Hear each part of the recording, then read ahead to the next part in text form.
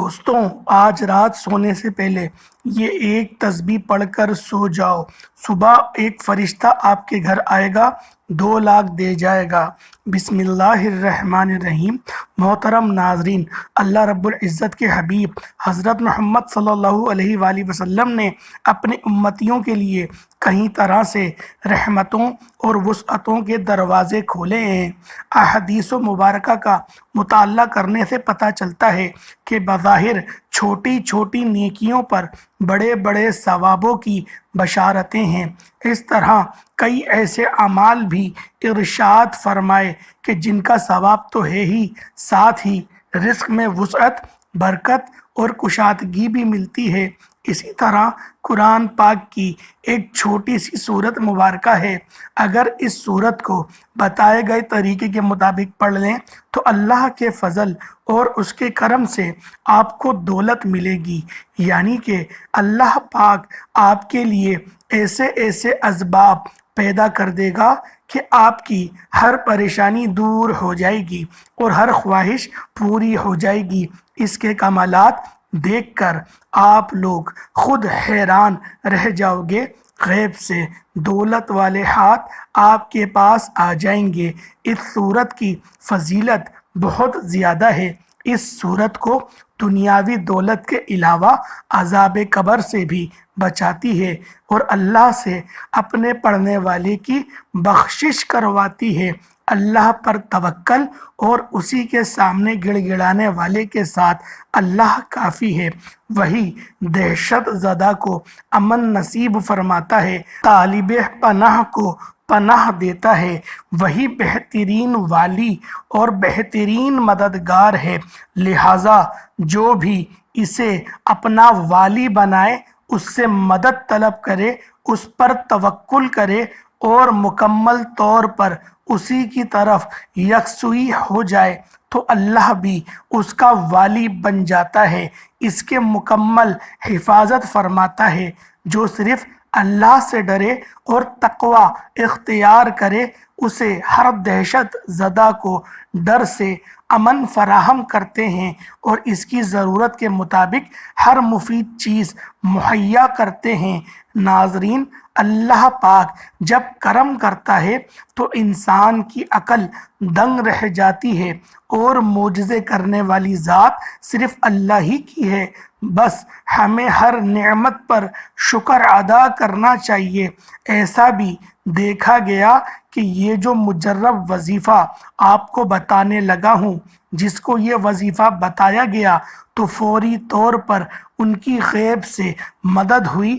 یہ مجرب وظیفہ رزق اور دولت کے لیے جو آج آپ کو ویڈیو پر بتایا جائے گا، یقین مانیں کہ اس وظیفے کو پڑھنے والا کبھی ایسا نہیں ہوا کہ اس کی زندگی میں فوری طور پر پیسہ نہ آیا ہو، فوری طور پر اس کو رزق نہ ملا ہو۔ ناظرین، اللہ پاک کی ذات پر یقین کرتے ہوئے اپنے یہ وظیفہ لازمی پڑھ لینا ہے۔ جب آپ کے سامنے یہ ویڈیو آ جائے تو یہ وظیفہ آپ لوگ لازمی کیجئے گا۔ اپنے مشکل دنوں میں، اپنے پریشانی کے دنوں میں اس وظیفے کو لازمی پڑھیے گا۔ بڑی سے بڑی مرادیں ہوں، بڑی سے بڑی بیماریاں ہوں، تکلیفیں ہوں، دکھ ہوں، پریشانیاں ہوں، بے اولادی ہو، رزق بند ہو چکا ہو، کاروبار بالکل نہ ہو، تو یہ وظیفہ آپ لوگ ایک مرتبہ کر کے ضرور دیکھیے گا۔ ہر پریشانی سے آپ کو انشاءاللہ فوری طور پر چھٹکارا مل جائے گا۔ اگر قرض دار پریشان کر رہے ہیں تو اس کے لیے بھی یہ وظیفہ آپ لوگ ماہ شعبان کی ہر رات کو کر لیجئے گا۔ بے حد آسان سا وظیفہ ہے۔ اپنی حاجاتوں کو، اپنی پریشانیوں کو، جو آپ کے مسئلے ہیں، ان کی نیت کیجئے گا۔ دل میں یہ نیت رکھیے گا کہ میں فلاح مقصد کے لیے، فلاح حاجت کے لیے یہ وظیفہ پڑھ رہا ہوں، میری حاجت پوری ہو جائے۔ پھر آپ لوگ یہ وظیفہ پڑھ کر دیکھ لیجئے گا۔ اس وظیفے کو آپ لوگ عشاء کی نماز کے بعد کر سکتے ہیں۔ جب آپ کے سامنے یہ ویڈیو آ جائے آپ ویڈیو مکمل دیکھ لیں، وظیفے کو سمجھ لیں کہ کس طریقے سے کرنا ہے، تو اسی رات کو پڑھنا آپ لوگ شروع کر دیں، سستی نہ کریں۔ سستی کریں گے تو آپ اللہ والوں آپ لوگ خود پریشان ہو جائیں گے، آپ لوگوں کا ہی نقصان ہے۔ اپنے مالی حالات کو بدلنے کے لیے، اپنی مشکلات کو ختم کرنے کے لیے اگر 5 منٹ نکال سکتے ہیں تو یہ ویڈیو مکمل دیکھ لیجئے گا۔ تو ناظرین و کرام، آپ لوگ لازمی اس وظیفے کو کر لیجئے گا۔ قرآن کریم فرقان حمید کے اندر یہ جو رب العزت کا کلام ہے اور رب کی آخری آسمانی کتاب ہے، پورا قرآن خیر سے بھرا ہوا ہے۔ اس میں خیر و بھلائی اور رحمت و برکت اور شفاؤں کا سر چشمہ ہے۔ اس پر ایمان لانا، تلاوت کرنا، آیات میں تدبر کرنا، عمل کرنا، شفا کے لیے قرآنی آیات پڑھ کر دم کرنا اور پوری زندگی اس کے مطابق گزارنا، یہ قرآن کا حق ہے۔ البتہ رسول خدا حضرت محمد مصطفیٰ صلی اللہ علیہ وآلہ وسلم نے کچھ صورتوں اور آیاتوں کی خصوصی فضیلت بیان فرمائی ہے۔ انہی میں سے یہ ایک سورۃ الملک بھی ہے۔ سورۃ الملک کی 3 فضیلتیں صحیح احادیث میں موجود ہیں۔ پہلی فضیلت، پیارے نبی کریم صلی اللہ علیہ وآلہ وسلم سورہ مبارکہ کی تلاوت کیے بغیر نہیں سوتے تھے۔ جابر رضی اللہ تعالی عنہما سے روایت ہے کہ نبی کریم صلی اللہ علیہ وآلہ وسلم جب تک الف لام میم تنزیل اور تبارک الذی بیدہ الملک پڑھ نہ لیتے سوتے نہیں تھے۔ دوسری فضیلت، یہ سورہ مبارکہ اپنے ساتھی کے لیے شفاعت کرے گی یہاں تک کہ اس کو معاف کر دیا جائے۔ نبی رحمت صلی اللہ علیہ وآلہ وسلم نے ارشاد فرمایا، قرآن کریم میں ایک سورت ہے جس میں 30 آیتیں ہیں، وہ اپنے پڑھنے والے کے لیے اللہ تعالیٰ سے سفارش کرے گی حتیٰ کہ اس کی مغفرت کر دی جائے گی، اور وہ سورۃ التبارک الذی بیدہ الملک یہ ہے۔ تیسری فضیلت، سورۃ الملک قبر کے عذاب سے بچانے والی ہے۔ اس سورت کا ساتھی قبر کے عذاب سے انشاءاللہ محفوظ رہے گا۔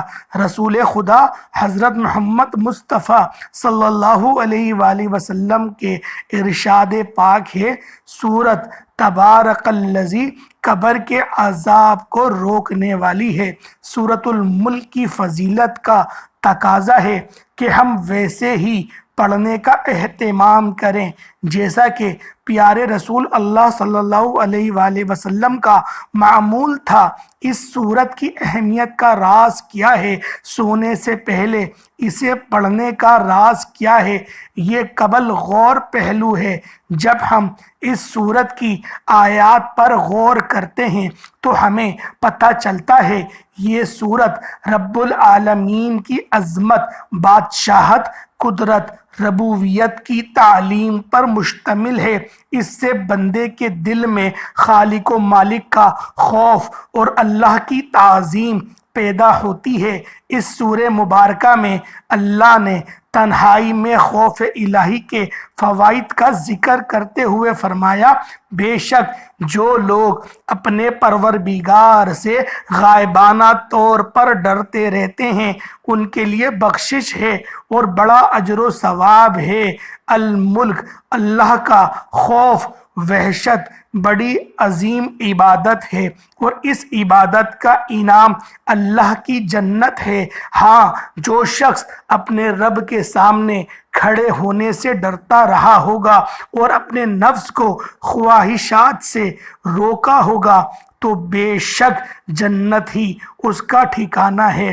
النازعات 40-41 सूरतुल मुल्क जिंदगी का मकसद खालिक कायनात की तालीमात और रब्बुल आलमीन की मोहब्बत सिखाती है, रब्बुल अजीज़ की कुव्वत और ताकत का दर्ज देती है, रब से बगावत और कुफ्र के बुरे अंजाम से डराती है और बंदगी करने वालों के लिए सआदत उज़्मा की बशारत सुनाती है। अल्लाह ताला ने पहली ही अपनी आयात में फरमाया कि बादशाहत का मालिक वही है, अल्लाह है जिसकी खैर व बरकत की कोई इंतहा नहीं और वो हर चीज़ पर मुकम्मल कुदरत रखने वाला है। इसके बाद अल्लाह ताला ने अपनी बादशाहत और अजीम कुदरत के दलाइल बयान फरमाए हैं। मौत और ज़िंदगी का खालिक भी अल्लाह ही है और इसे ज़िंदगी का मकसद आजमाइश और इम्तिहान है कि कौन सबसे बेहतरीन अमल वाला है। नंबर 1, सात बुलंदो बाला तह बातह आलीशान आसमान जिसमें दो कोई शिगाफ और खलल नहीं है, इसे एक अल्लाह ने बनाया है।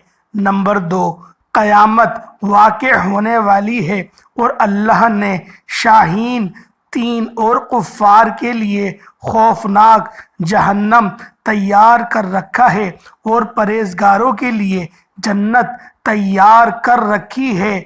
4, ज़मीन की तख्लीक चलने के लिए हमवार रास्ते, रिज़्क़ की फरावानी और ज़मीन की नरमी अल्लाह की कुदरत की दलील है और परिंदों में परवास कर रही है और अपने 5 परों को फैलाती है और समेटती है।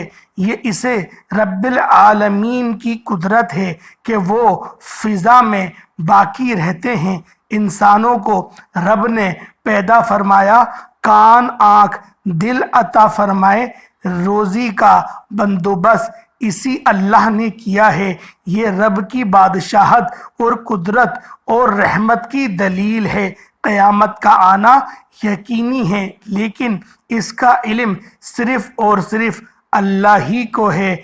आखिरी नंबर पे मैं आपको यही चीज़ बताना चाहता हूँ कि फरमाया पानी जिस पर तुम्हारी ज़िंदगी का दारो मदार है वो भी रब की रहमत की वजह से ही बआसानी मिल जाता है, वरना वो चाहे तो पानी इतनी गहराई में कर दे कि तुम उसे किसी भी सूरत में हासिल ना कर सको।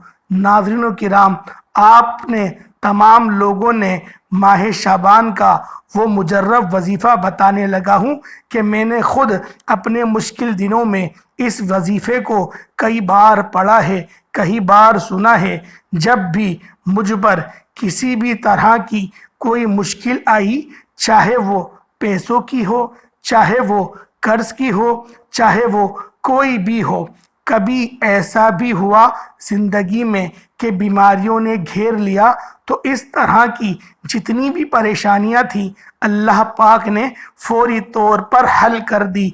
यह इतना मुजर्रब वजीफ़ा है, इतना ख़ास वजीफ़ा है कि आप लोगों को जिस तरतीब से बताऊंगा, आप लोग इस वजीफ़े को अगर एक मर्तबा पढ़ लेते हैं, इसका पूरा अमल बताऊंगा, लेकिन एक मर्तबा पढ़ने से आपको खुद फ़ायदा नज़र आएगा। तो नाजरीन, इस वजीफ़े को खुद भी कर लेना, इस वजीफ़े को तमाम दोस्तों के साथ शेयर भी कर देना। कई दफ़ा ज़िंदगी में ऐसे हालात पैदा हो जाते हैं, ऐसे मराहिल आ जाते हैं कि इंसान कहता है मैं थक चुका हूँ, हालात ने मुझे चारों तरफ से घेर लिया है। तो मैं कहता हूँ कि कभी भी अल्लाह की रहमत से ना उम्मीद ना होना।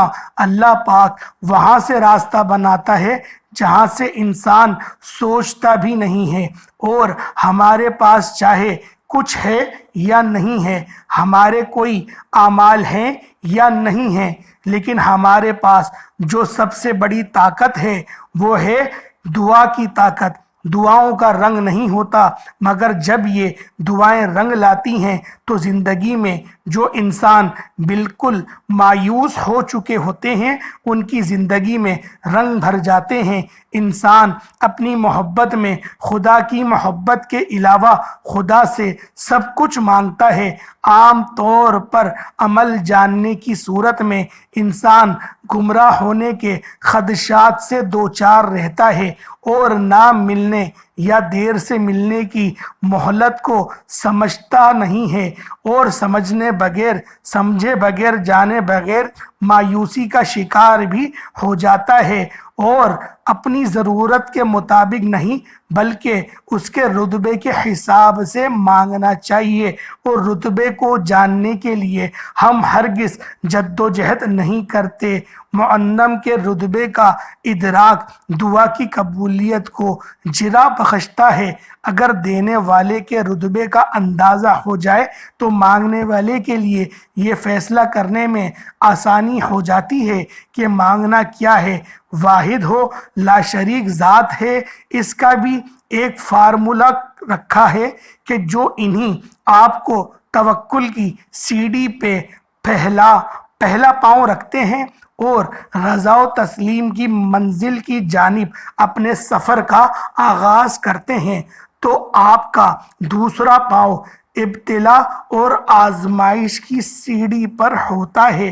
جب اللہ نے کوئی بڑا انعام دینا ہوتا ہے تو وہ ہمیں صبر کی کسوٹی پر پرکھتا ہے، آزماتا ہے، اور کامیاب ہونے پر انعام و اکرام سے نوازتا ہے۔ پھر کھانا اس کا وفد ہوتا ہے اور کامیابی اس کی عطا۔ پھر وہ ہمیں مانگنے کے آداب سے بھی متعارف کرواتا ہے اور اپنے فضل کی بارش سے ہماری روح میں جل تھل بھی کر دیتا ہے۔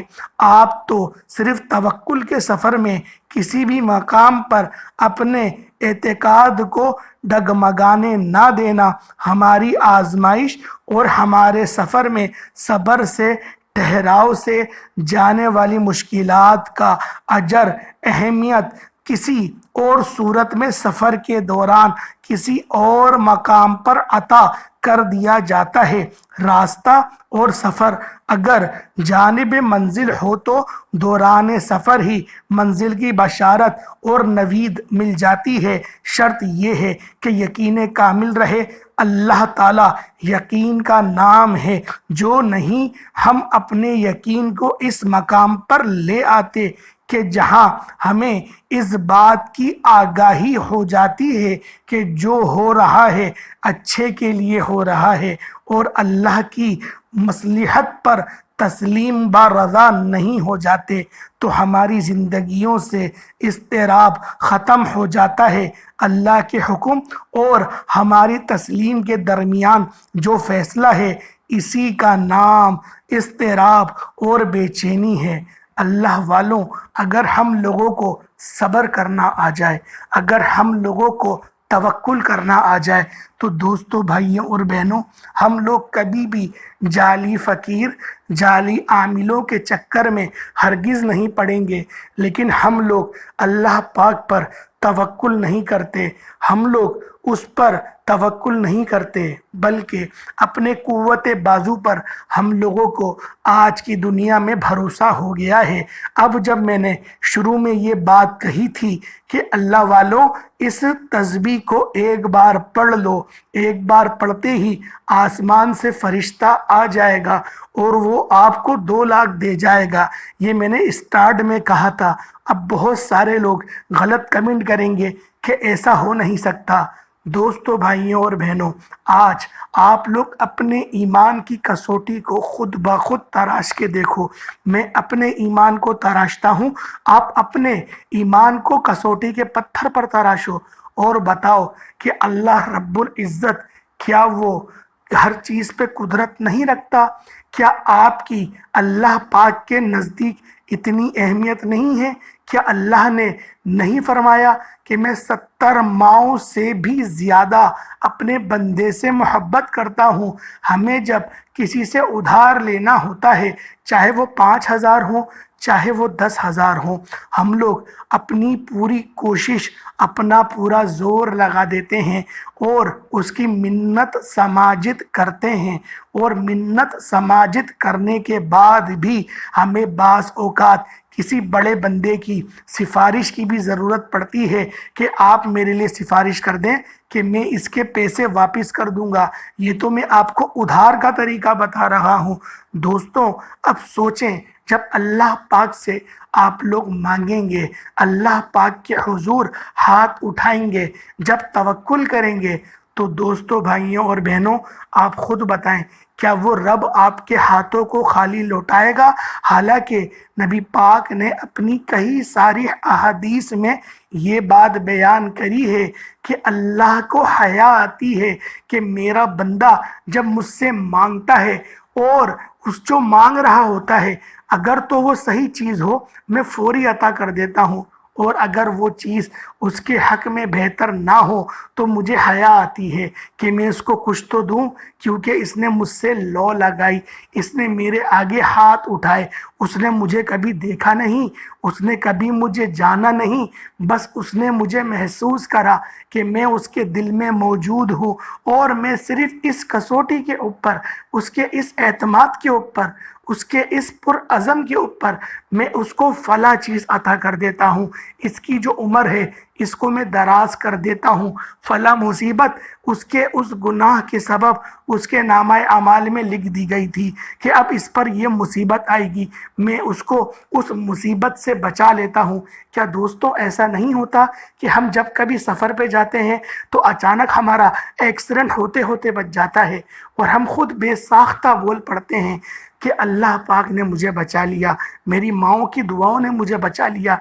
कि हम कहते नहीं हैं, क्या रोज़ाना हम अल्लाह पाक के मोजज़ात अपनी आंखों से नहीं देखते? हालांकि उस माइनस सेकंड के अंदर जब हमारे गाड़ी का स्टीयरिंग घूम जाता है या बाइक चला रहे हों तो हमारा हैंडल मुड़ जाता है और हम लोग बच जाते हैं, तो हम लोग क्या कहते हैं? कभी आपने वो क्रेडिट अपने ऊपर लिया?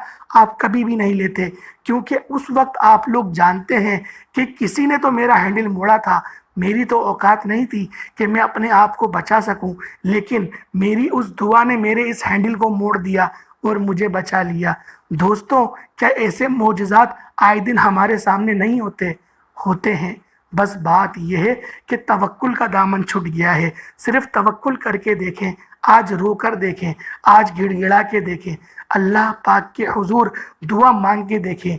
ये वजीफ़ा तो मैं शबानुल मुअज़्ज़म के लिए बना रहा था, हालांकि ये बात आप लोग भी जानते हैं कि सूरह मुल्क की क्या फजीलत है, सूरह मुल्क का क्या रुतबा है, ये अल्लाह पाक की कितनी लाडली है, अल्लाह पाक ने इस सूरत को कितने इख्तियारात अता करे हैं, और ये सूरत भी छोटी सूरत है, कोई इतनी बड़ी नहीं है, सिर्फ़ और सिर्फ 30 आयतों पर मुश्तमिल है।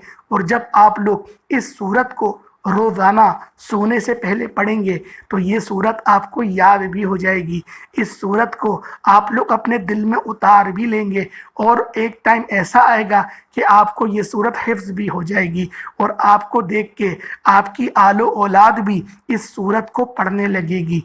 तो दोस्तों, भाइयों और बहनों और अल्लाह वालों, अल्लाह के नेक बंदों, मीठे मीठे मुसलमान भाइयों, ज़रूर आप लोगों ने इस अमल, इस वजीफ़े को जो तरीक़ेकार मैं आपको बताऊं उसके मुताबिक कर लेना है। आपकी जो भी हाजत हो उसके मकसद के लिए, उसके हसूल के लिए आप लोग दो जानों होके आप लोग इशा की नमाज के बाद बैठ जाएं। चाहे तो घर पे कर लें, चाहे तो मस्जिद में कर लें।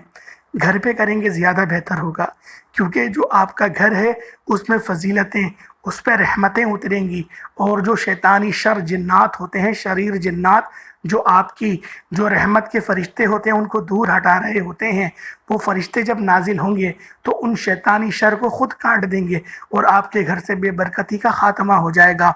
दोस्तों, भाइयों और बहनों, आप लोगों ने ये वजीफ़ा करना किस तरीके से है? सबसे पहले ताउस तस्मीहा पढ़ लें।